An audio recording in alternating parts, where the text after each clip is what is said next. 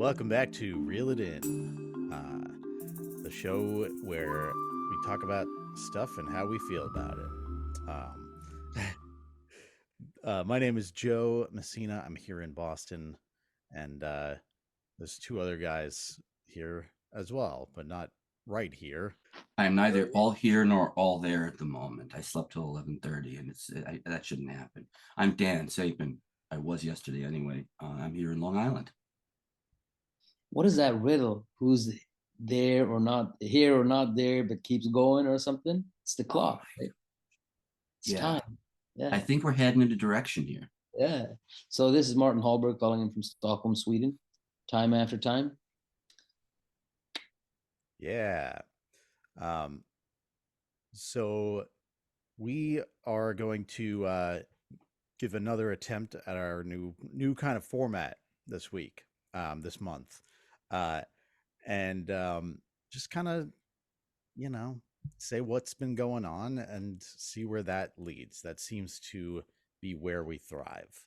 So the one who did not really get to do that before we dove in last time was Martin. So Martin, how was your week? Oh, thanks, guys. Yeah. How was my week? Um, it's been a good week. It's been in many extents like a normal week. I've done my internship at the psychiatric clinic, and so there's a lot of kind of reflections around that whole thing. I also started winter swimming again, which Dan, you've tasted a few of those um, cold minutes when you were over here visiting. The season has started. The snow is up, so I have introduced or inaugurated the winter bathing. Um, but yeah, I guess what's on my mind is a few different things. Like one is that I have been quite involved with reading some stuff about unconscious fantasy, actually, like the Kleinian concepts of unconscious fantasy and how fantasies underpin everything we do. It reminds me a bit of the episode we did called The Dreamers that we did last summer, where we talked about like mental imagery and how our capacity to think up stuff can be both very constructive, creative, but also the opposite. So I've been quite involved in that because of this association in neuropsychoanalysis that I'm involved in. Um, so that's one kind of track that it's on my mind. Another one is the concept of time. Yeah, been listening to this Miles Davis cover of Time After Time, so just started thinking about time and Father Time, the figure Father Time from Kronos. So I didn't actually know that there was this mythological kind of symbolic figure of Father Time, Mother Nature's compatriot or partner. So that's another track. And I guess the third track would be this weird article I read in Neuroscience News about how they had found that what they call neurotypical people, as opposed to people on the autism spectrum, these so-called neurotypical people would have a greater inclination to separate body and mind, or thought from body. And they had reached this conclusion by asking different questions like, what do you think will happen to the body to you after you die, for example? Will the thought remain? Will your body remain? Will both remain?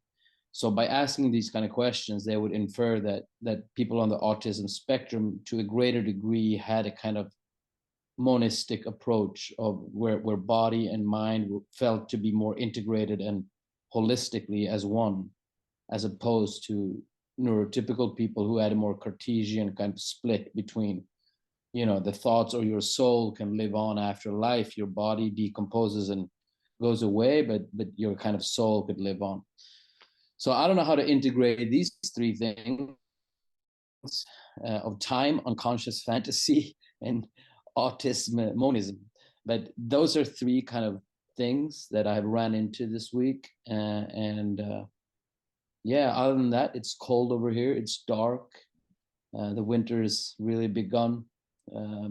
So I think most Swedes are kind of hatching now. They're going into their little hibernation modes. And I mean, you know, I this knew there was something depression different about you Swedes. You hatch.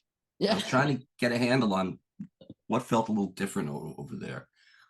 No, You're not but even this mammals. winter depression is a thing over here, you know? Like I've never really suffered a lot from that, but I know quite a few people they really do. It's like yeah, it's almost like a bipolar, you know, like you could set the clock after it. Like you could set a timing, you know, come real winter, you know, Mr. X, Y, and Z, they will be depressed for 3 months and it keeps coming back. I don't think that's in the DSM. Like maybe it is. Do you know that? Anyhow, I'll pass it on like to you. Do you explain how was your week? All right. Well, everything you said just has perfectly summed up my week. Let me see if I have anything to add. You got a power there. You need to let your patients just sort of come up with their own thoughts. As a matter of fact, you said inaugurates before. And well, I'm gonna try to be polite and answer the question, how was my week? And it's because I don't really remember it very well. So I'm trying to change the subject. It was a pretty good week in some respects. I was really grumpy in the first half of the week. It started last Sunday, which tends to happen on Sundays, no matter what's happening on Monday. And then I was just feeling off. And I realized I hadn't exercised for a while. The last time I boxed really or trained seriously was like a month ago. And I realized, okay, so there's a little withdrawal here. The exercise is that beautiful chemical factory. It's fun, it keeps you in shape, but it keeps your mind, body happy. Hey, there's a bridge, right? That I can't feel sharp or happy unless I've given my body something to do. And then somewhere around, what was it? It was Thursday morning. I woke up feeling all right, I'm back. I'm in the groove now. And I was trying to think of what happened. And I saw my shrink later that day. It was this cool Jungian dude who in the movie of my life, because As I Live, I have the movie version going, in sort of the margins. And in the movie version, he's played by Michael Caine. And I'm played by Chris Hemsworth. So you see just how my unconscious fantasies are a little out of touch.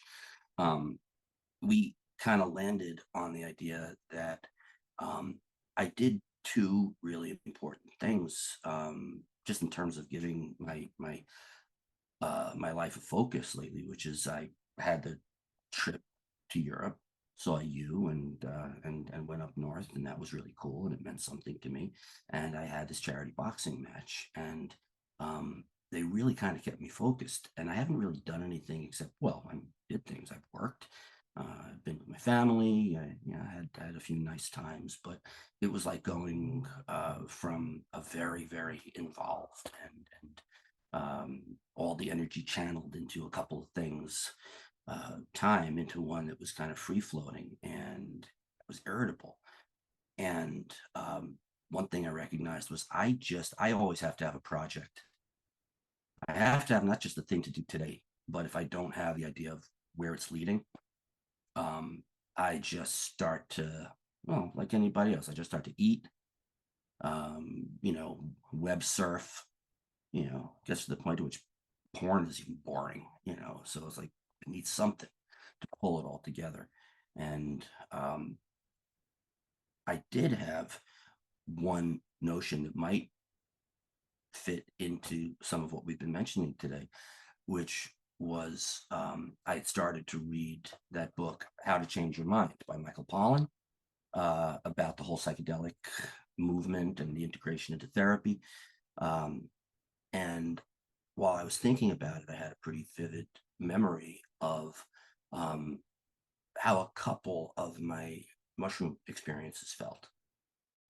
And one of them included this really powerful, happy feeling that it's kind of cool to be awake, that it doesn't make a whole lot of intuitive sense, that the ashes and dust should suddenly wake up and start commenting on things and, worrying about itself and thinking itself is the center of the universe.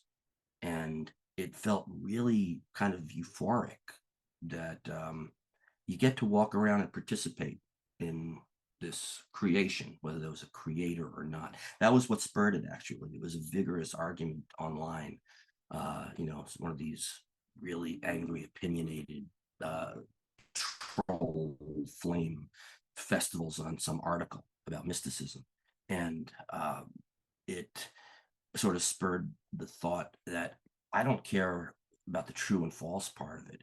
It just felt amazing that we get to walk around, participate, have these experiences, connect to people, and that we take that for granted a lot of the time. And that came on the day when my grumpiness went away. It was like I was pushing towards something. And then since then, I've just kind of been in orbit around that, reading that book and sort of holding my breath until our talk today. So that's been my week. Nice. Messina?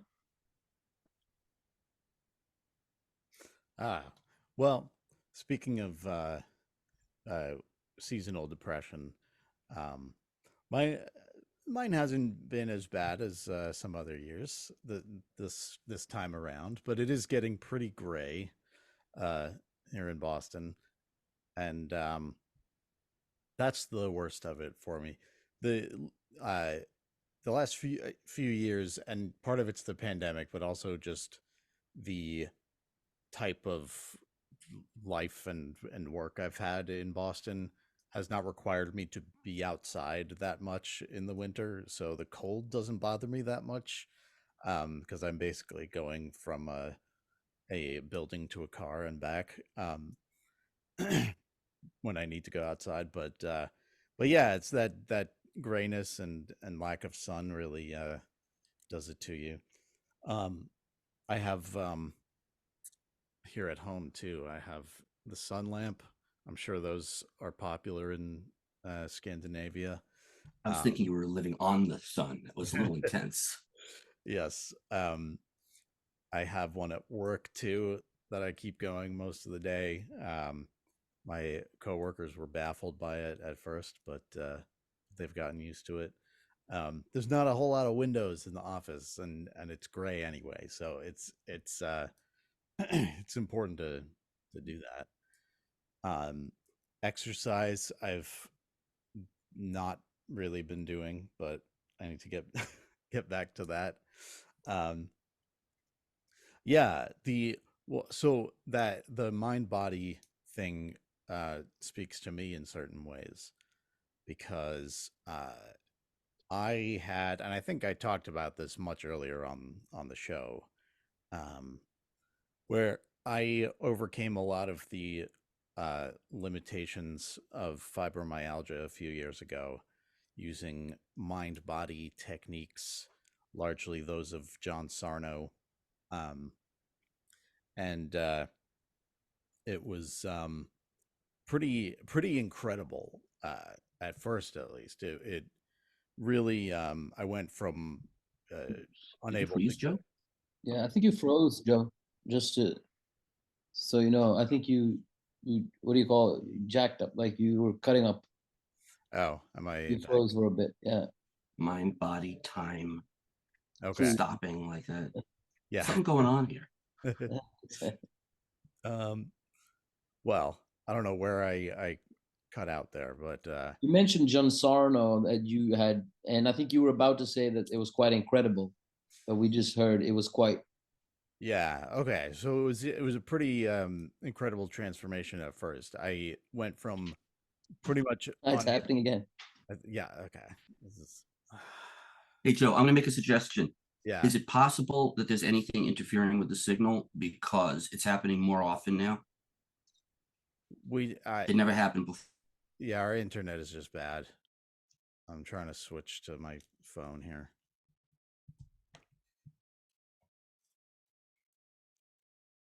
Babe, can you sit over here? Because the internet is fine for me. Come back, Joe. Come back, Joe. I don't know, Come maybe back from the dead. it's Yeah. just doesn't work. He's back. Okay. It's He's a alive. Christmas miracle. The Reaper guy let him go. Okay. I'm on my phone hotspot. I hope that works better. Okay. So, uh, I went from uh, unable to get out of bed back to working, 4 or 5 days a week, and now I'm working a full-time job. Um, but somewhere along the way, I lost the uh, it lost its effectiveness. There's like diminishing returns with this stuff. And physical exercise is the same way. I've been much more able to do physical exercise. I had a yoga um, routine that was working really well for me. I still do a lot of the stretches to maintain um, my pain management, but the but it hit a wall, and I stopped being able to progress to higher levels of it because it was too much. But the lower levels aren't doing as much anymore. So I've just found myself in more of like a ping ponging um, uh, chronic pain situation than I thought I would when these things like worked miraculously at first. Uh, but that's Cool. So yeah, I don't know if I'm making this too complex here, but I had an intuition somehow that we had that kind of mind body could either be conceived of as a dualism or as a monistic unity, right? Depending on how you look at it. And it's like conceive of it as a continuum, I guess. On one pole of the continuum, you would have views that sees them as completely integrated one thing, whatever thing it is. On the other spectrum or at the other pole, it would be a view that they're separate things, housed in the same kind of house or something. That would then be interesting to correlate to these notions of time, where you have one notion of time, which is the passing of time. I guess the Chronos, Dan, the Greek god of Chronos, where the regular time as days are passing and months are passing. That would be contrasted with the experience of time when you're, for example, doing yoga, like you said, Joe, or you're doing some stretches where you're really there in the moment. You're living that moment of time as an experience. It's not just something that's being kept track of. It is something that you're inside of that moment, and it's expanding when you're in that moment of time. It's a different thing of time. At the same time, both of these versions of time are also one, right? So they could be on one side of the continuum. You could have Kairos and Chronos as both being time. On another side of the continuum, you could have Kairos and Chronos as representing different things.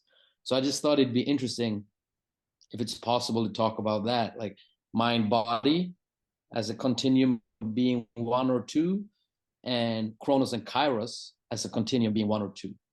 But I don't have any great ideas about it. It was just something that occurred to me when you were speaking there, Joe.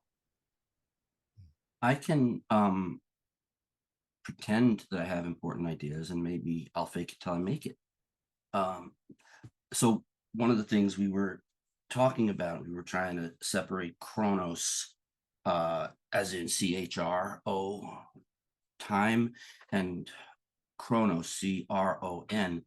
What we're finding in every one of these subjects, every one of these topics, is an etymological confusion, a confusion of word roots, a confusion or conflation of mythological figures and meanings from antiquity, and also a contemporary, sort of a new version of the Cartesian problem of dualism versus monism.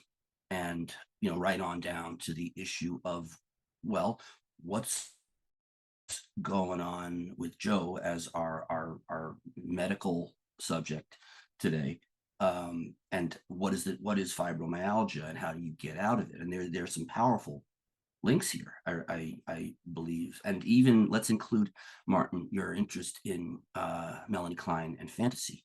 So I'm going to take a step at this. First, since you started with Klein and the importance of unconscious fantasy, and for Klein, she was amplifying a point of Freud's that he never really developed. And that was to use the word fantasy with a PH to denote in my interpretation, my words now, the kind of primal basic fantasy, which is how images arise from the nature and the activity of the body.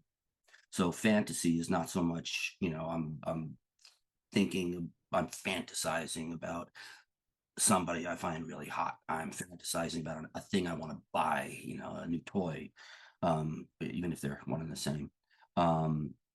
And fantasy, PH, meaning the kind of the basic original images in all the different sensory modes, the way in which the body does its thing.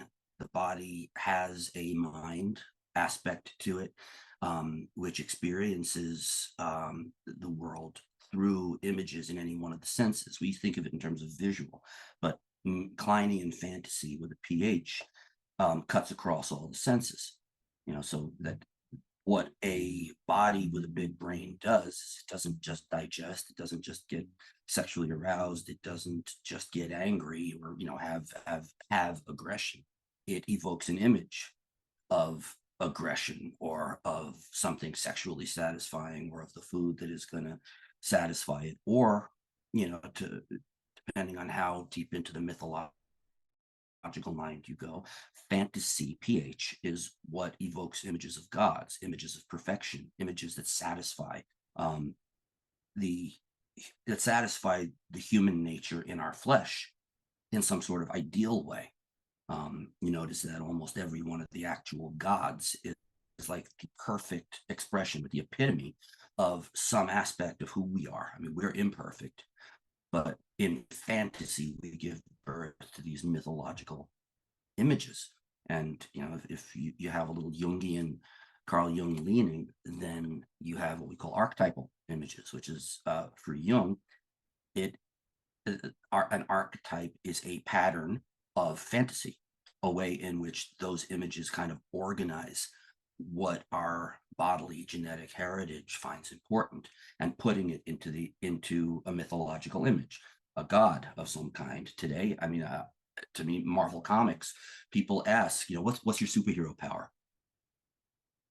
That casual, fun question there is saying, if you were a god, what god would you be? What would you be able to do?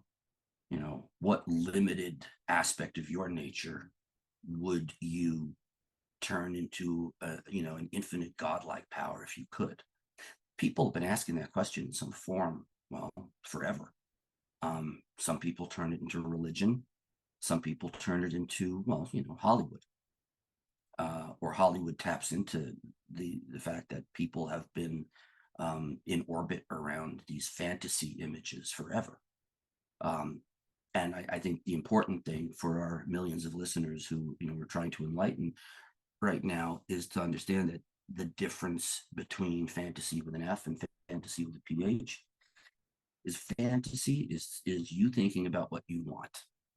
You could be a daydream. It could not just be like trying to imagine consciously, but it's where your mind drifts.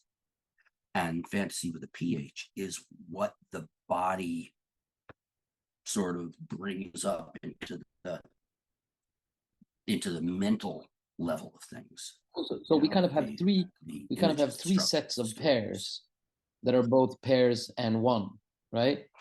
You have fantasy with F and fantasy with PH. Yes. We have mind and body, and we have Chronos and Kairos.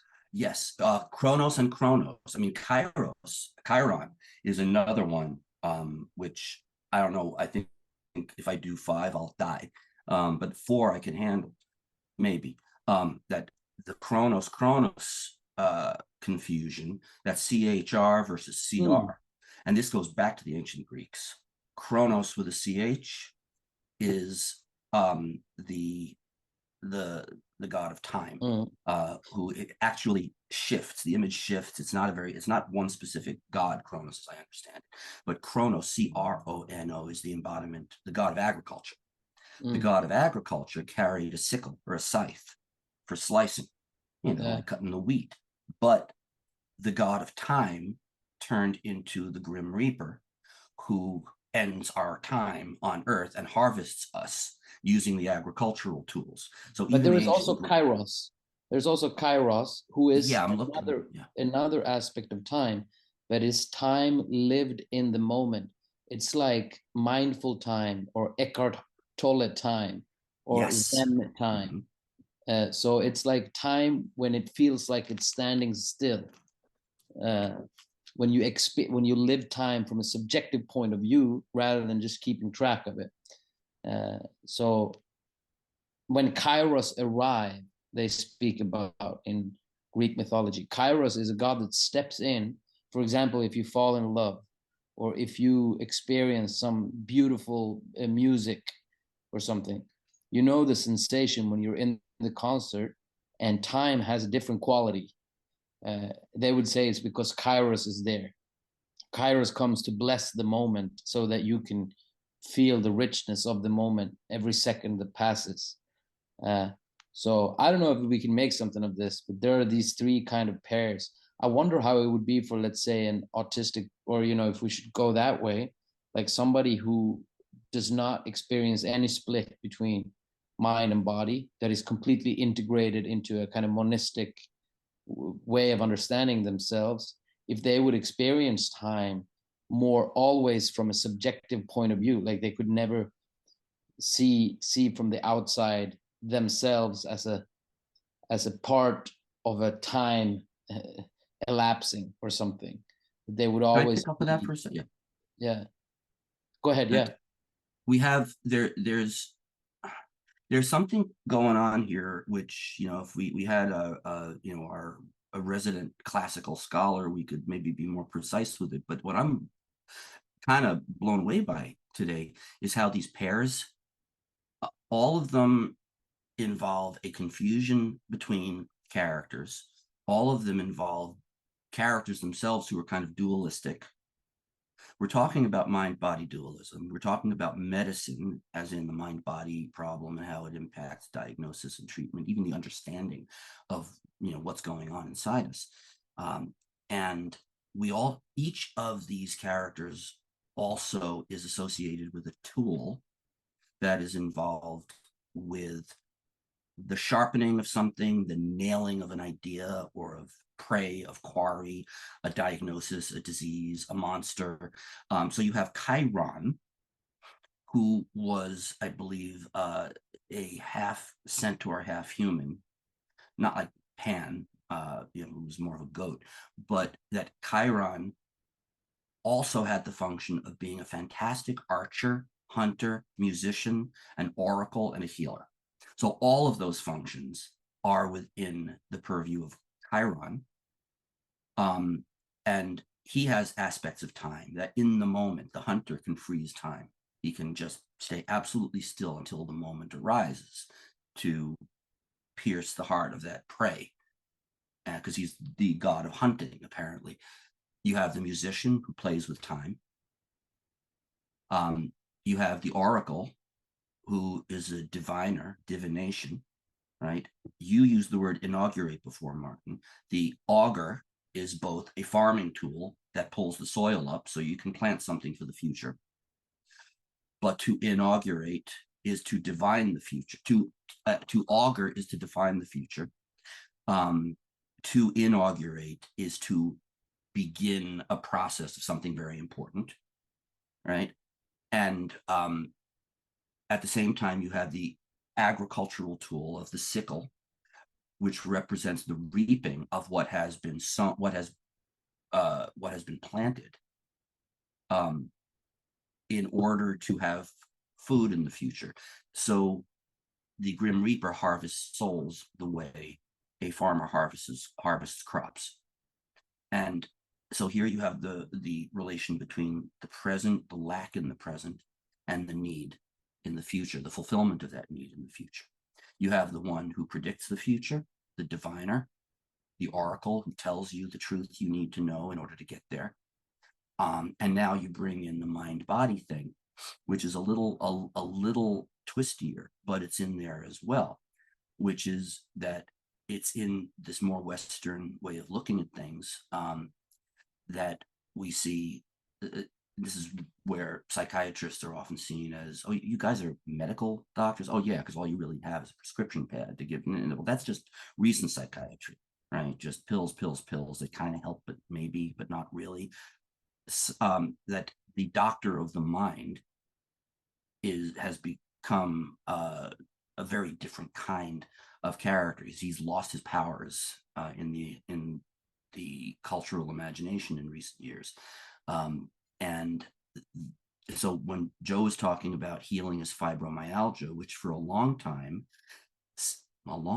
since for many years, fibromyalgia was considered a mental illness, an imaginary fantasy illness in which people are trying to explain their pains and their inability to do stuff by evoking this global, holistic, enhanced pain.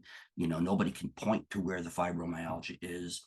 It used to be a garbage diagnosis that would immediately lead to a referral to a psychiatrist who was fundamentally incapable of doing anything about it, except to give him antidepressants, because obviously it's something about your, helpless and inadequate mind that has led to the fact that you're giving yourself an excuse by complaining about constant pain. And now fibromyalgia is a completely accepted and substantially understood. It's not completely understood, but it is a very real medical ailment that has all kinds of correlates with pain receptors, with the inflammatory system in the body, with the immune system. And so, as usual, we think we know what we're talking about. Wait a little bit after you've disenfranchised an entire class of people, and it's like, oops, yeah, it was something, but we always are a little less smart than we think we are. And so the fibromyalgia is a very good example of a monistic, a unified mind and body. If you try to separate them, good luck. And now what we have is the article that you gave us, Martin, which, and I like to think of this in terms of reaping and sowing, because the philosophers, the mystics, the New Age folks who like to, talk about what happens in a more sort of mind-body approach, very often the stuff they are talking about, which gets just thrown away as garbage thought by the mainstream, turns out to be true. It's as if the people who plant the seeds are dismissed as crackpots, but then eventually, whether it's extracting some life-saving medicine from one of those mystery plants that an ancient culture used, or whether it's fibromyalgia, where this diagnosis of derision ends up becoming as real as anything else, somebody out there takes a chance at treating it like it's real when you can't point to the exact mechanism by which it works. But they've planted a seed. They have used the auger to till the soil, plant the seed of an insight that gets harvested later on, hopefully not by the Grim Reaper, because people tend to die when their diagnoses aren't taken seriously, or the medical, philosophical culture itself begins to accept the idea, the diagnosis, the reality of the people who are dealing with it. And so you bring in, Martin, the article that shows that neuroatypicals, which and this was one of my problems with the article, both the journalist and, since I didn't read the whole article, the actual study, I read the article about the study. So I'm not sure how much of this was the error on the part of the journalist, but they immediately associated neuroatypical with autistic pathology. They go straight to, well, autistic people which is they did not specify autistic. They specified neuroatypicals and neurotypicals. They went for the DSM diagnosis that neuroatypicals conflated with autistic people. And by the way, yes, in one way they're the same. In another way, they're really not the same. Autism is a very weak and flimsy word if you're trying to encompass an entire class of people in it. That neuroatypicals are much more likely from childhood through life to think it's obvious that the mind and body are one thing, that you can't separate them and make sense of it. Neurotypicals, so-called healthy, normal people, from childhood, from 6 months, they find roots of this at 6 months, see the mind and body as being distinct, that the things that help carry you up a hill, that help you get this thing from here to here, that let you move the soil, that those things are real, but things you can think and feel and imagine are illusions. You may want them, but they're just fantasies, PH or F. Yeah. They're just products of the mind. Oh, that's all in your head. Because your head, what this does isn't real, even though this is responsible for science and philosophy. Very confused, all of these smart people. So just to try to land this juggernaut, the study, first of all, goes straight for how, isn't it remarkable that neuroatypicals who have a lot of trouble relating to people and reading emotions and functioning in the real world, as the article immediately emphasizes, also happen to believe what most of the traditions before the modern post-Cartesian one believes, namely that mind and body have to be unified. Nothing makes sense otherwise. Science now knows that mind and body are one. Medicine, which is supposed to be the enlightened, life-saving expression of science, still treats them like they're separate, fundamentally separate. Mental health issues have a totally separate and typically lesser degree of coverage in insurance plans than physical illnesses.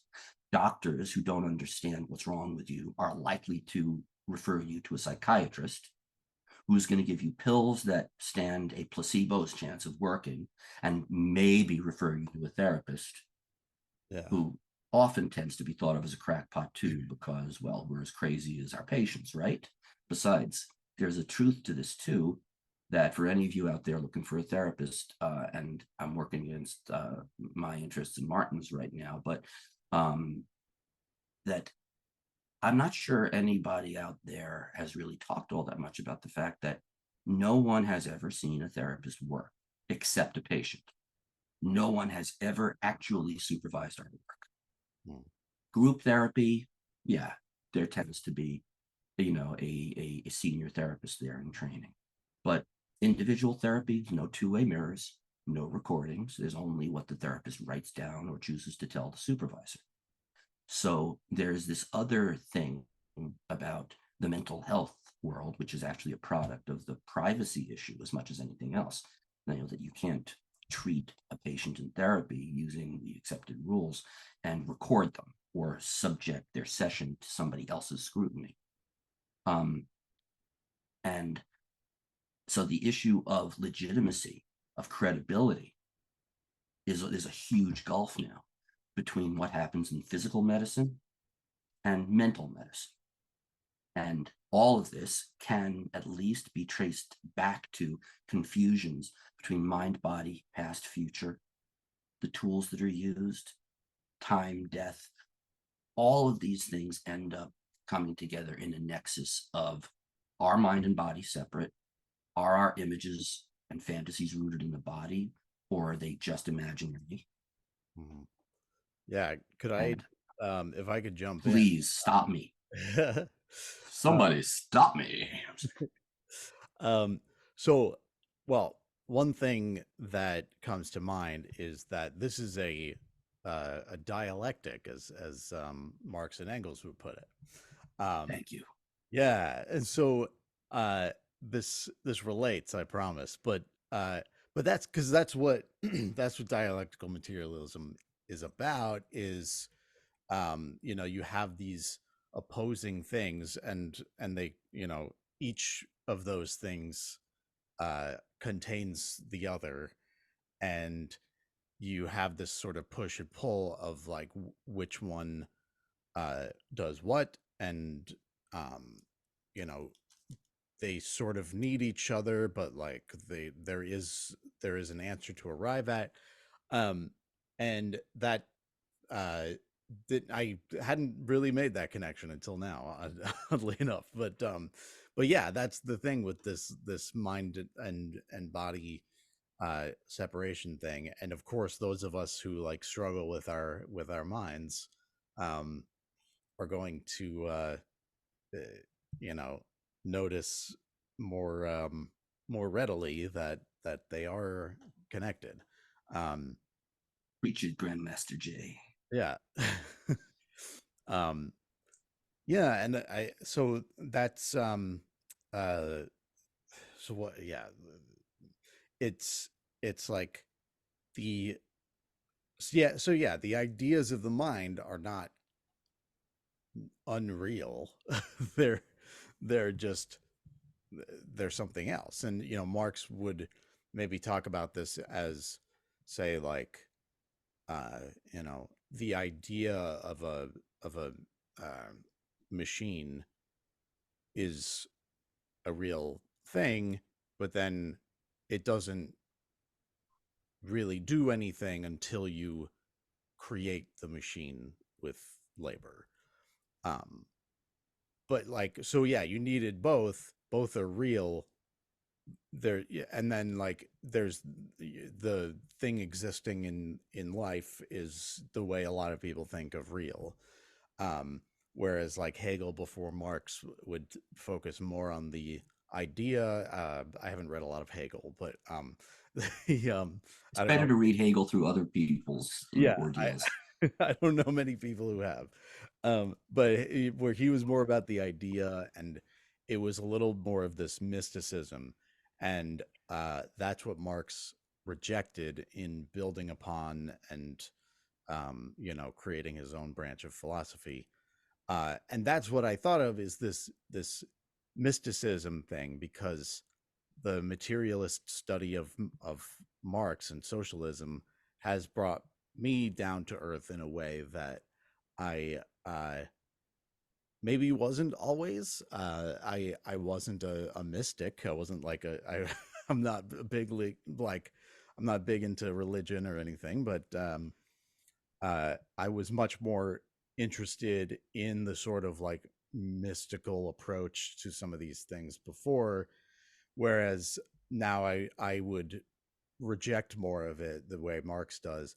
And it's just, it's interesting to have the like serious, you know, neurotypical um scientific way of looking at these things, as that like, oh yeah, the mind and body are separate, those are different things, and the mind is mystical somehow, like somehow not of the material world. You know, I have I watched something recently about the idea of the mind existing after death somehow, and that's, you know, to be fair, like something we still don't really know. um and there are, you know, people who have studied it more than any of us have, who think it maybe does. And the thing is, like, even if it does, it's not magic. Like there's some way in which um that that the mind would if the mind exists still, it's not going to go to like the magic heaven realm. It's you know, so the just the point I'm trying to get at is that rejection of the mystical. um and I also wanted to say something about my experience with therapy, which is mixed. uh I At least you got the mixed version. Yeah. I have had some like specific successes, some like very isolated, like I found a good therapist in Philly, and I basically went in and was like, I get too angry. Like, help me with that, please. And it took a while, but that I was able to fix. But it didn't, and not fix, but greatly improve. Um, but I never found that sitting down across from someone I really barely knew, um, even over time, how well did I really know her? But like, I never found that that was like answering any big, like, uh, mind crushing questions for me. Uh, and nor did medications when I finally got on them. I think they did help to an extent, but the thing that helped the most with depression and with the with fibromyalgia and that stuff too is honestly money. um, Uh, apropos Marx You and are material realm. you are a giant like goodie bag of contradictions here, Joe. I'm loving it. yeah, All right, so that's the yeah, it's just the pin on that. Yeah, it's the job that I have now. As much as it's, I was worried about having to work full time with all of this, and the having the routine and having like an income that is something to speak of, at least, is what has done the most there. yeah, so my mind goes to this when you said, Joe, that like each contain the other one inside them. I started thinking of this yin yang symbol, obviously, with the black and the white circles inside of the. And I guess, like, yeah, I think my thought running in my head now has something to do with these principles of things being separate and different. These are two kind of principles that exist simultaneously without there necessarily being a third unifying entity. We have the Nobel weekend in Sweden. This past weekend was a Nobel Prize banquet or some things like this, whatever they call it, like the Nobel dinner night. Like the Peace Prize is in Norway, but the other prizes are here in Stockholm. So the physics prize, I don't know if you guys have heard of it, but there was three physicists, one of them American, one Austrian, and some one third from somewhere else. And they were somehow looking into this quantum entanglement that, where particles can affect each other from very far away. So they behave similarly, even though they're very, very far away.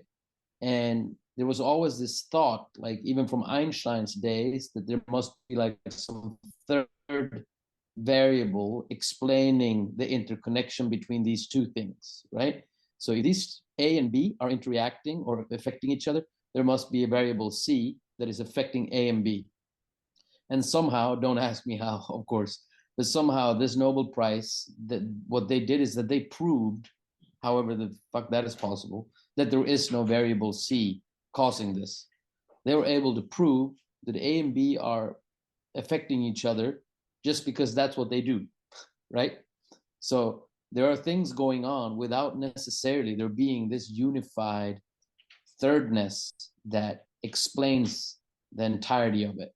So, and I think this is also something we've talked about before when we did the spiral and the episode with Webb about complementarity as a kind of principle. Or no, when we did the Dreamers episode, actually, we talked about Frank Wilczek, the American physicist, who's also an old Nobel laureate, who have this beautiful way of talking about complementarity as basically having two thoughts in your head at the same time, right? That there could be two things that are both true in their own right that are not necessarily compatible, right? So you could have within the mental health domain like the CBT paradigm, like cognitive paradigm, that is within itself, it's congruent, it makes sense. You could probably get some evidence of treating patients within that world, right?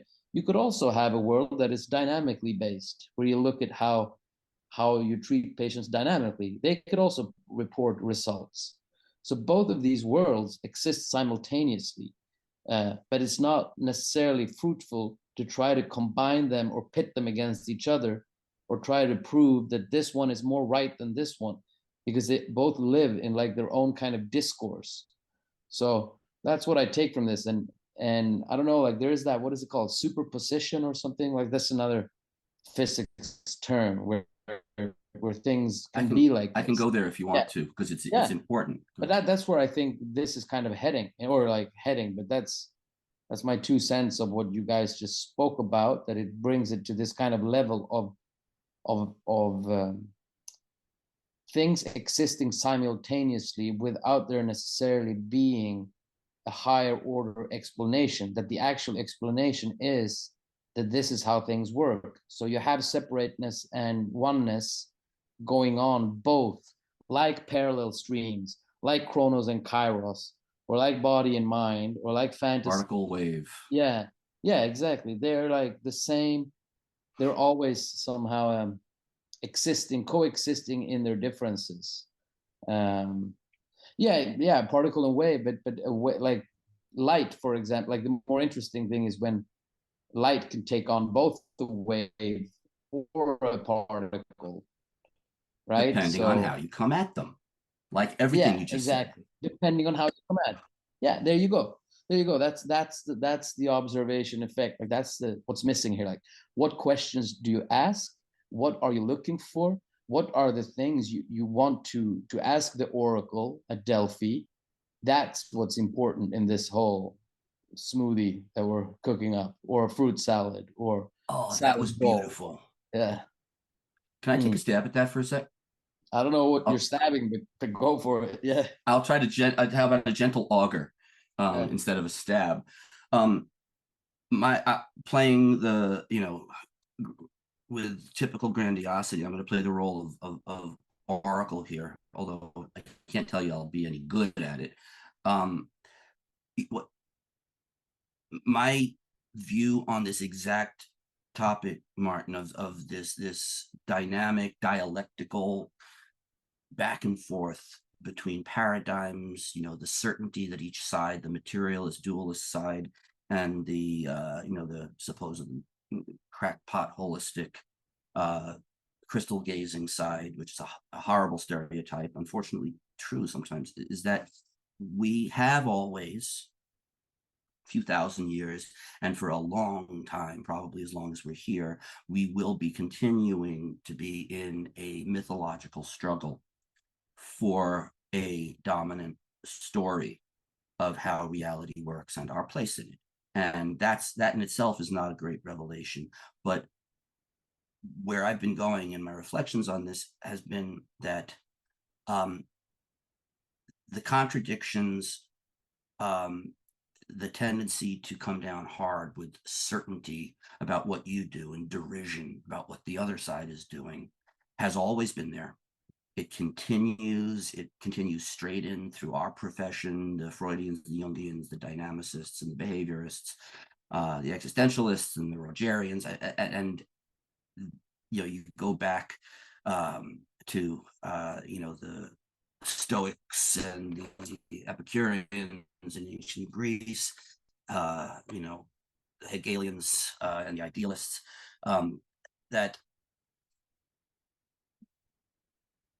when you talk about quantum entanglement and superposition, the thing that has bugged the best scientists, the best minds, I mean, Einstein, I wouldn't say wasted. I mean, in terms of his own frustration level, nothing was wasted. Could not accept quantum theory. Okay, it just, God does not play dice with the universe. And I forget who it was who answered him with, not only does he play dice, he throws them where you can't find them. That we've been wrestling with the profound cognitive dissonance of not just having two ideas in mind that are incompatible, but two entire worldviews, both of which cannot be true, or at least you can't think of at one time of how they could be true, not just the ideas, but the very sort of mental paradigms themselves. So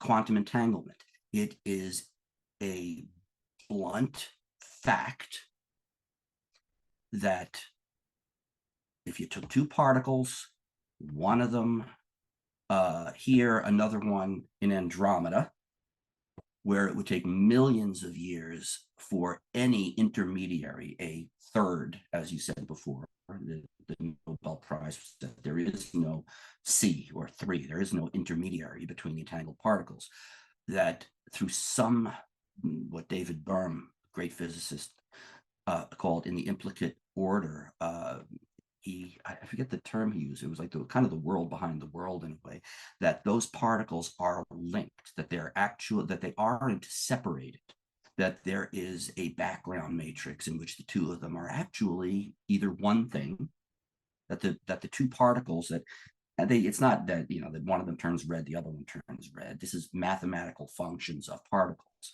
But if the one in the Milky Way on Earth, in, I don't know, Boston or Stockholm, you know, has a quarter spin here. The one in Andromeda, that they knew each other back in the day, it's in another galaxy now, that one matches the spin. It happens instantaneously. And just a little bit of physics, whether relativistic or, you know, good old fashioned ordinary Newtonian, it would take millions and millions of years for them to tell each other what to do, to discuss the choreography. No, but it's instantaneous. At the same time, for anybody who doesn't know what quantum superposition is, and we have quantum computers now that use it, actual machines that are doing better and better computing based on an idea that most of the world thinks is nuts if they even know it exists, which is that the particle in the circuitry the way you know it, is in many different states at the exact same time. It is red, and at the same time it is blue, and at the same time it is a cat, and at the same time it is a dog. And it's looking that way, and it's looking that way. It is anything it can be. It is all at once. Now, yeah, come on, go take your medicine. No, as a matter of fact, quantum computers work better and better. Your cell phone is based on similar principles. Your TV is based on those principles. That this crazy theory is the basis of almost everything you use to interact with one another when you're not staring each other right in the face every day. And yet people think it's nuts if they are aware of it at all. And so the two worldviews here is that the materialist worldview, the notion of separateness, let's say that the non-autistic folk in that study see mind and body as two separate things. And they say that there's a thing here and there's a thing here, and it takes time to send a message to tell the thing over there what to do. They're just wrong. I mean, yeah, if I want you to have the football in my hand, I have to throw it to you, and it takes a second to get there. That's one kind of connection. Another kind is there is either a world or a version of the world or a layer of the world in which time is unnecessary, in which things happen simultaneously, not because, you know, there is a message being sent between them, but because they are always in contact on another level. There's no separateness between them. And this comes from one of those historically great physicists who did some seriously good work. He wasn't a crackpot. People thought he was for this very idea and one or two others. But David Bohm, I guess is the pronunciation, came up with a word to describe the aspect of the world that involves simultaneity, that involves everything being in a constant flow. And he called it the Rho mode, RHEOMODE, which basically says that like the wave world, wave versus particle, you have the world of individual things which have to do something in order to get the other thing to react. And you have the Rho mode in which everything flows together as one big unity. And that is something our minds can't do much with, at least not without some serious math, which I don't have. But people will say they can feel it, or I can kind of picture it, but not in any one sense at any one time. That flow is necessary for music. It's necessary for empathy. It's necessary for so many things that work in a human being. But it's not something you can explain or point to. You can always point to its effects, though. In psychology, Carl Jung, another mystic, said, with derision, talked about the unus mundus, in Latin, the one world, that the psyche, that the collective psyche that enables people to share in the same soil of life works in that one world where you don't have to do this to piss this guy off, or you don't have to tell somebody, here's a God I've been thinking about. What do you think? That's one way of working. On another level, we also, as parts of the physical world, participate in that background world, if you want to think of it, in which the notion or the experience of here and there and the time it takes to go between here and there is the illusion. The thing we think is the reality is the illusion that governs our daily lives. And for everybody who thinks that happens to be just, insane crackpot stuff, well, I'm sorry, but again, the science that operates most of the stuff that makes your stuff work is based on that science. How to integrate it into our understanding of our minds and our bodies, that's going to take more work. All right. There it is. Cool. I'm not sure what we have really laid down here tonight. We'll see what we can. Is it my fault? Not at all. I think it's my fault. If anybody's fault, it's my fault, I guess, from how my week was and all these adjacent or scattered themes. So I guess for me, at least, I think, yeah, that idea of what questions you're asking or what needs you're looking to fulfill is kind of paramount for me, at least after this talk with you guys, that you have these different worlds, you have these different operating logics that might or might not be good. It depends on what you need them for, right? So if you start fighting for a specific perspective, there is a good need, I would guess, to look back to yourself. What is it you're trying to address by going there, so to speak? Why would you choose, let's say, a cognitive therapeutic model over a dynamic one? Like if you have a certain type of question, maybe the cognitive one is good for it. If you have a different kind of question, maybe the dynamic one is good for it. So that would be the way to honor all these multiple kind of discourses, I guess, that they serve different purposes. But I guess it becomes more difficult maybe when we talk about politics and stuff. I'm not sure, but that's what I was There's thinking. a link. Yeah. There's a link. Can I ask Joe a question? That point, I know you want to wrap up, but I think we can wrap up with a good question. We have two therapists, and at least for also two patients, you and me, but Joe also. Joe, you brought in what therapy did and didn't do for you, and why. And the question I would put to you, not as a therapy question here, but as something to reflect on. Yes, therapy doesn't always work. It doesn't always work, even when you're clear about what you're trying to do and your reasons for doing it. But you said that you discovered that, well, you came in with anger. You discovered the thing that most directly made you feel better was money. You are a dialectical materialist in some meaningful sense. But what did you want when you went to therapy? What was your ask? There's a big, basic reason to ask what was your ask, because it's at the heart of exactly what we're talking about here. Right. Yeah. I don't know. What do you think anger did? What do you think lack of money did that therapy couldn't help with? Oh, well, it was I mean, lack of money was just created a lack of ability to meet my needs, and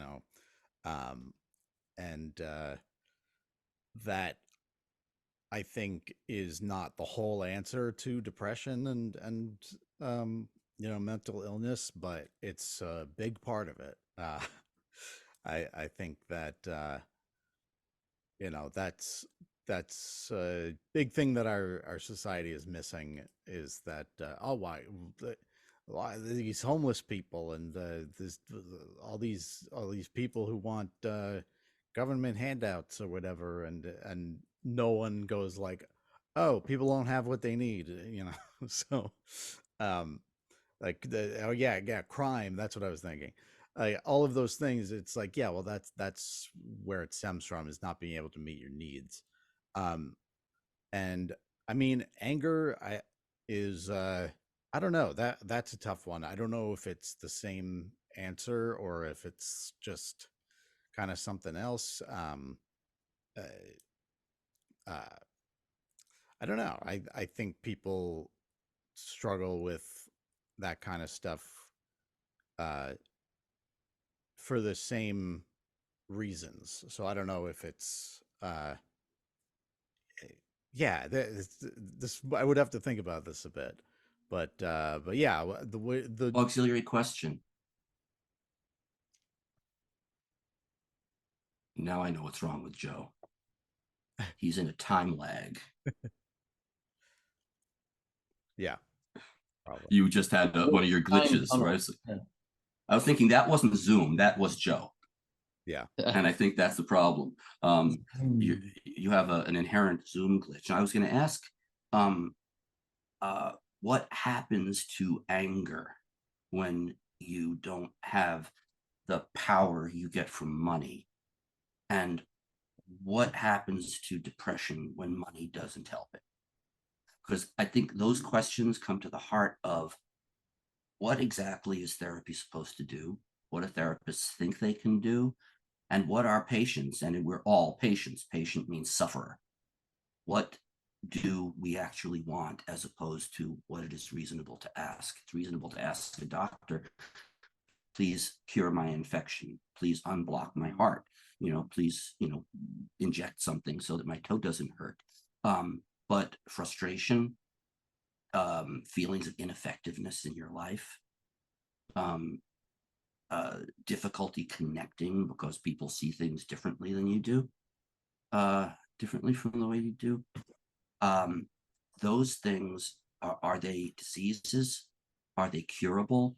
Or are they aspects of how we exist and how we can, our wants, needs, how our fantasies and the reality?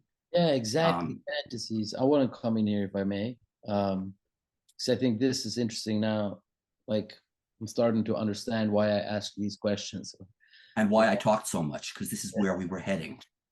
Yeah, well, at least for me, I think, like, I've been occupied like for a while about this idea of how what is the Freudian term? I can't remember. When you conflate things, so that instead of solving a problem where you can solve it, you try to solve it somewhere else, right? So there is a term for this, but I can't. Displacement. Yeah, displacement. Yeah, exactly. So, for example, let's say you feel like you're out of shape and you want to get fit, and you try to do that by writing academic articles or something, because it takes a precision to write an academic article.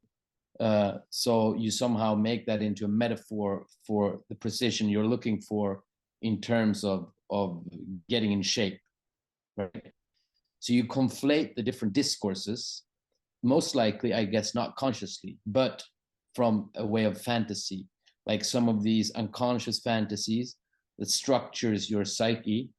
You have a tendency to do these kind of conflations, or maybe some people do, at least, so that there is a way of deflecting what's actually the real work that needs to be done. So, for example, if you're out of money, one would need to get money, right? That would be like the logical kind of thing. But instead of getting money, perhaps one do something else. Like, I go down to the X. bar and I drink beer, for example. I like to drink beer. So that would be like a very non-effective. That's actually not a good example. A better example would be, instead of getting money, I go to therapy, for example, right? So I try to deal with my, I'm not saying now, Joe, that this is exactly the case for you, but hearing you guys talk about it inspired me to think about this. So, and I think this is where it comes in with these discourses, that they can exist many kind of plausible thoughts that are valid at the same time, right? That we just talked about, that the cognitive world makes sense for some things and the dynamic world makes sense for some things, right? So there is not like a definite answer. So this comes back to that whole thing of fantasy somehow blocking a possibility to be in the real world, like to whatever we mean with that. Like we're all to various degrees more or less reality tested or reality adapted or whatever. You know, some people are better or worse than others, but there's always a distortion. There's always like a gap, like Dan was saying, between, you know, the reality you want to perceive and the reality as it would look to somebody else or to some objective beholder of some sort. So I think this really, yeah, this is what it comes down to for me, that the way you ask the question is very influenced by the unconscious fantasies you have. Like, I think a lot of people are not aware of how these conflations are being made. They keep doing that over and over again, like defense mechanisms, because they're structured that way. It comes from somewhere. You know, it's a symptom that arose in a specific family, in a specific context, in a specific time, and is a unique kind of enneagram or a unique kind of pictogram or whatever to call it, of every individual, how you try to live in the world with these kind of defenses. So yeah, I guess this was a long-winded way of saying that what questions you ask is highly structured by your unconscious fantasy, which I guess in turn goes back to that kind of mind-body relationship. Like, how is every individual structured along that axis? Like, do they take their needs as mental constructs, their abstractions that they can solve in their head, or do they understand them as bodily needs that needs a material kind of correlate? You know, it needs a body to hug or food to put in your mouth or something. You know, Martin, by framing it that way, by putting it on the question itself, even the most legitimate, important question of all, whatever that question happens to be, you know, not just the, you know, the primitive confusions of the unconscious mind, but, you know, the cliche, the true and great cliche of the week, which was Jung saying that, you know, until you make the unconscious conscious, it will rule your decisions, and you will call it fate, or you will call it, or you will blame it on the system, depending on how you want to frame it. That it doesn't just apply to, you know, the primitive stuff. It applies to how you ask the most important questions of all. Yeah. That until you can figure out how those questions reflect Came about your demand that the world works, Mm. you're not going to like the answer, or you're not going to understand it. Yeah. Cool. So you guys helped me do that, I guess. You guys helped me understand why I wanted to talk about the stuff I wanted to talk about. So it's like unveiling some of my own not understood blind spots or whatever. So Dan, Yeah. Dan and I just threw stuff at the wall until Martin was like, "Oh, I know what I was thinking." Exactly. Now we can start the episode. Yeah. Yeah, and that's why I prefer to do that than hard science. This is a lot more fun. Yeah. So this was kind of like a backward warp of some kind. But yeah, all right. Maybe it's time to wrap this one up. Yeah. Yeah. Time. Time. Yeah. I'm sorry. All right. Cool. So we'll see you guys next time.